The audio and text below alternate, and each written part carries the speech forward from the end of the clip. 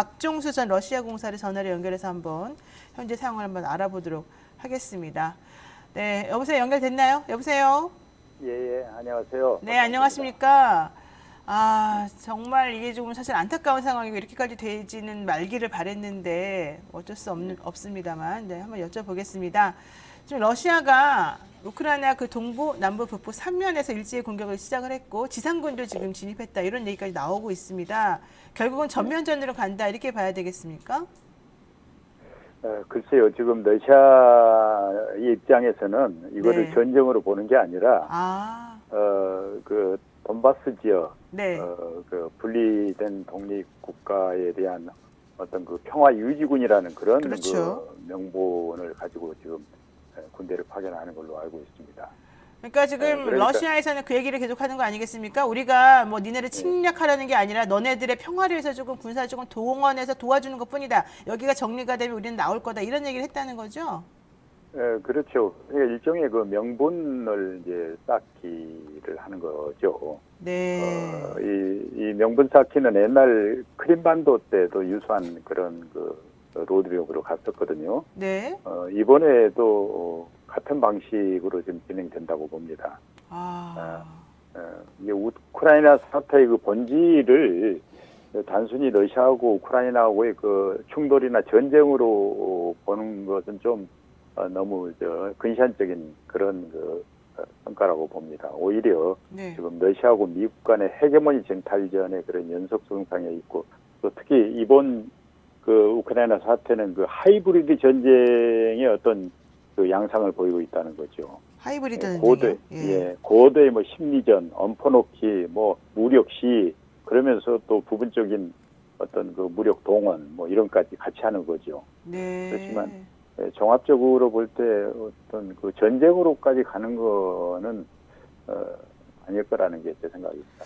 사실 그렇기는 그럴 것 같아요. 이게 상당히 중요하기 때문에 이렇게 전면전으로 치달아서 뭐 정말 큰일이 벌어질 것까지 양쪽에서 다 이렇게 원하는 건 아닐 거 아니겠습니까? 그렇죠. 가장 큰 거는 이제 미국의 입장인데, 네. 미국이 지금 무력으로 대응하겠다는 거는 단 한 번도 얘기를 한 적이 없거든요. 네. 고강도 제재, 경제 제재를 가하겠다는데 그렇죠. 한쪽에서는 전쟁하겠다고 하면 한쪽에서도 또 전쟁을 무력으로 대응하겠다는 경우에 이제 전쟁이 발발할 수 있잖아요. 그런데 네네. 지금 미국은 전쟁을 하겠다는 그런 그 입장은 한 번도 표명한 적이 없는 거죠. 그러니까요. 뭐 바이든 대통령이 우리가 여기 지금 전면전 비슷하게 하게 되면은 전쟁이 일어난다, 군대 안 보낸다 아직까지는 그런 얘기 같은데, 근데 푸틴 대통령이 갑자기 이렇게 좀 강경하게 나오는 이유는 뭡니까? 그 푸틴 대통령은 이제 이번 사태가 최근에 일어난 게 아니라 이미 오래전부터 예견돼 있었던 거죠. 네. 특히 푸틴이 집권하면서 2000년이죠. 집권하면서 지금 20년이 지났는데 옛날 그 소련 강대국의 그 부활을 하나의 정책 목표로 삼고 이제까지 진행이 되어 온 거죠. 근데 이제 최근에 까지 해서 나토의 동진 정책이 계속됐고 마지막 남은 게 이제 우크라이나였습니다. 네. 더 이상 여기서는 양보할 수 없다는 거죠. 그래서 지난해 그 2014년 크림반도 병합 이후에 상당히 이 많은 그 준비를 했다고 이제 봐야 되겠습니다. 그렇군요. 이번에 뭐 최근에 일어난 일이 아니라 이미 오래전부터 여기에 대한 대비를 했다고 보는 게 정확한 판단일 걸로 봅니다. 근데 트럼프가 사실은 푸틴을 막 천재라 그러면서 칭찬하던 때가 엊그제 같은데 참 이런 일이 벌어졌습니다. 자, 지금 그 미국에서는 어쨌든 간에 이 돈바스 지역 분리독립 승인한 걸 규탄하면서 제재하겠다. 신규 투자 및 무역 금융을 금지하는 행동 명령을 발동했다. 이렇게 돼 있는데 이게 좀 수위가 그러면 좀 센 거라고 봐야 될까요? 추가 제재도 있을까요?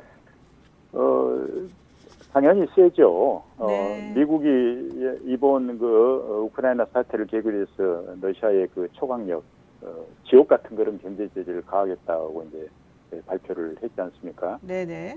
그렇지만 아무리 초강력 제재라도 경제 제재라도 이거는 무력 동원하고는 비교할 수 없는 거 아니겠어요?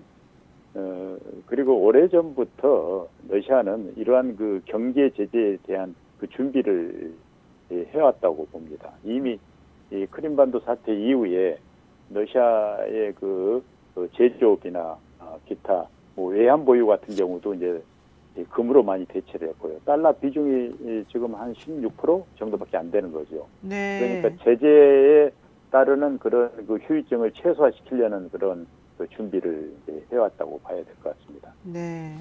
지금 뭐 EU에서도 강력하게 제재하겠다 이런 얘기를 지금 하고 있어서 긴장이 고조됩니다만 우크라이나 대통령 뭐 이 러시아 행동은 주권에 대한 침해다. 우리 국경은 바뀌지 않을 거다. 이렇게 얘기를 합니다만은 사실 이 우크라이나의 젤렌스키 대통령에 대한 평가가 좀 그렇지 않나요? 어떻습니까? 현재. 젤렌스키 대통령이 이 코미디언 출신이잖아요. 네. 예. 그리고 주변의 그 참모들이 주로 이제 그 연예인들로 많이 포진되어 있는 걸로 그러니까요. 알고 있습니다. 전문적이지가 않더라고요. 예. 예, 그러다 보니까 이제 정치에 대한 그 감각이나 이런 전문성은 아무래도 떨어진 걸로 이렇게 봐야 될 것 같고, 그리고 최근에 그 여론조사에서도 지지율이 한 23%밖에 안 돼요. 네, 젤렌스키 네. 대통령에 대한 지지율이. 예, 그리고 국민들의 한 65%가 네. 러시아하고 전쟁을 해야 될 이유를 모르겠다는 그렇죠. 예, 사실 이런 그렇죠. 그 국론이 좀 양분되어 있는 상태죠. 네. 이런 양분된 상태에서 젤렌스키 대통령은 이제 나토 가입을 뭐 기정사실화하고 헌법에까지 명문화시켰잖아요. 네네. 그러니까 어떻게 생각하면 대내적인 어떤 그 지지가 매우 좀 미약하다는 게 지금 현재 상황이라고 봅니다. 그렇군요. 아유, 우리도 사실은 정말 남의 일 같지가 않은데 어쨌든 문재인 대통령이 어제 이제 국가안전보장 회의 주재하면서 우크라이나 사태 그 경제 제재 동참하겠다 이런 발표도 했습니다. 자, 우리나라에는 어떤 영향을 미칠지 좀 간단하게 짚어주실까요? 뭐 지금 우리 정부는 잘 이제 대응을 하고 있다고 봅니다. 아, 네. 예, 외교적인 그런 그 원론적인 입장을 계속 고수하고 있고, 그렇죠. 단기적으로는 어떤 그 직접적인 영향은 크지 않을 걸로 봅니다. 아, 그렇지만 이제 장기화됐을 때, 특히 이제 원자재 중에서도 또 희귀금속, 또 뭐 곡물까지 해서 네. 러시아나 우크라이나로 도입을 하는 양이 적지 않거든요. 네. 뭐 비교를 하면 유연탄과 무연탄 같은 경우는 러시아산이 각각 한 16%, 한 40% 정도 되거든요. 예, 적지 않는 양이죠. 네. 이렇게 될 경우 이제 장기화되면 우리 그 원자재 도입 문제가 상당히 이제 심각해질 수 있는 가능성은 있죠. 예, 여기에 대한 그 대비가 지금 필요한 상황입니다. 네, 장기전으로 네. 갈 경우를 좀 대비해야 되겠다 이런 얘기 그렇죠. 하셨습니다. 예. 네, 여기까지 말씀드려야 될 것 같습니다. 박종수 전 러시아 공사 연결해서 알아봤는데요. 공사님 고맙습니다. 예, 감사합니다. 네. 네.